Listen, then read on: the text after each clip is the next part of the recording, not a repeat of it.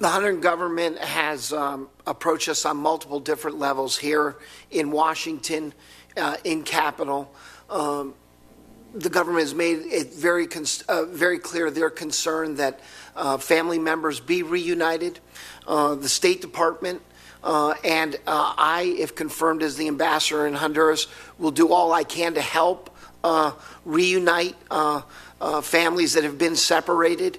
And we have at the State Department facilitated meetings between Honduran government officials as well as Guatemalan and Salvadoran officials with the Department of Homeland Security and Health and Human Services to provide information about separated families. I accompanied Secretary Nielsen to a meeting in Guatemala in the first week of July with foreign ministers and security ministers for the region to discuss how we can improve information exchange, but how we can also better address the underlying conditions so that people don't make that journey to our border, that the violence in their countries is being addressed, that there's greater economic opportunity there so that folks don't put themselves in a position of being separated. This is an issue that's been important to our family.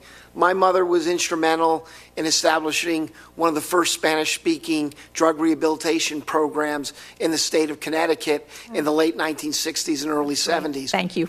I myself volunteered here in Washington, D.C. for a residential drug rehabilitation program on its board in the last decade. If confirmed as an ambassador in Honduras, this problem of narcotics trafficking and ensuring that we are working with the host government to encourage them to do all they can to stop drugs that are transiting through Honduras north to our borders will be a top priority and something that I've personally seen and give me a sense of that. Thank you for those questions, Senator. On the first question, the U.S. Congress and American taxpayers have been very generous with foreign assistance in Honduras. We need to make sure those funds are being used effectively, that we're getting the results and the impact on those institutions. We have seen some improvements. The homicide rate has dropped 50% in Honduras since 2011, but the police force needs further reforms to become a more effective, responsive, community-oriented policing force, as an example.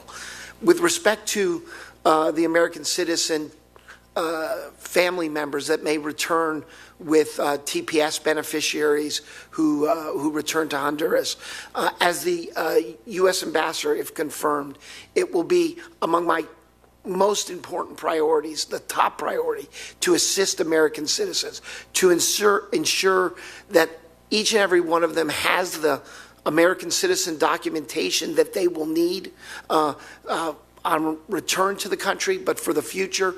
And then second, to advocate on their behalf to Honduran government institutions, to ensure that they have educational opportunities, access to health care where appropriate, and I believe our embassy will need to be prepared to assist those Americans. The United States be.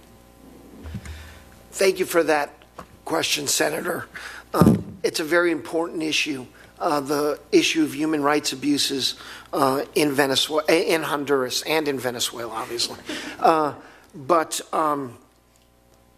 our assistance, first and foremost, is carefully vetted so that it never goes to those individuals or units that have been involved in any gross violations of human rights. Second, I do believe U.S. assistance can help professionalize and improve the capability of the Honduran police forces to be a more responsive, community-based police force that is reducing the level of violence and threat.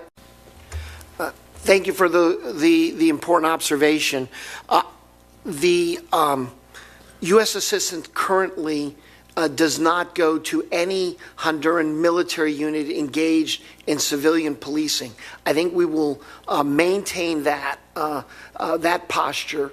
In addition, I think we need to work with the Honduran government so that it can execute and implement its own plan to continue its reform of the Honduran National Police so that it can assume the policing function and then have clear established benchmarks and off-ramps so that Honduran military units that are involved in civilian policing. Asylum hearings, but much of it is funded by U.S. dollars going down into this country, still without the proper strings attached to ensure that our values are brought to the military in this country. And unfortunately, from my perspective, we're going to see more and more coming to our border, but we're implicated. We're part of it. Our funding streams are helping those who, to a very large extent, are the ones creating this problem. And if I can, just move quickly to this recognition of Taiwan in Honduras and Nicaragua. Country after country is switching sides and undermining U.S. policy and our recognition of Taiwan. So I'd like you briefly, if you could, to speak about it, and you too, Mr. Sullivan. We are reviewing our relationship with El Salvador following this decision. Although we recognize the right of a country to determine its diplomatic relations, we're deeply disappointed by the decision. China's efforts to unilaterally alter the status quo are harmful and do not contribute to cross-strait stability. Rather, they undermine the framework that enables peace, stability, and development for decades in that part of the world. Taiwan is a democratic success story, a reliable partner, and the United States will